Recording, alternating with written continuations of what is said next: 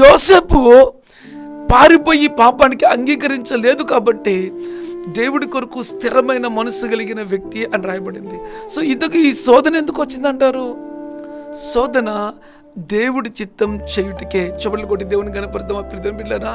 నీ జీవితంలో గమనించవలసిన ప్రాముఖ్యమైన విషయం ఏంటంటే, జీవితంలో నువ్వు ఎప్పుడు పడిపోకుండా, అది మాటతో, ఆలోచనలో, తలంపులలో, క్రియలలో, చూపులలో, అడుగులలో, బ్రతుకులో ఓడిపోకుండా నువ్వు ఉండాలి అంటే దేవులో స్థిరమైనటువంటి వ్యక్తిగా నువ్వు జీవించాలి. ఆ స్థిరమైన వ్యక్తిగా నువ్వు జీవించాలి అంటే దేవుడి మందిరములో వాక్యము ద్వారా నీతో మాట్లాడుతున్నప్పుడు ఆ వాక్యాన్ని నీ హృదయములోకి చేర్చుకొని ఆ వాక్యానుసారంగా జీవించుటకు నిన్ను నీవు అప్పగించుకున్నప్పుడు దేవుని చేత స్థిరపరచబడిన వ్యక్తిగా ఉంటావు.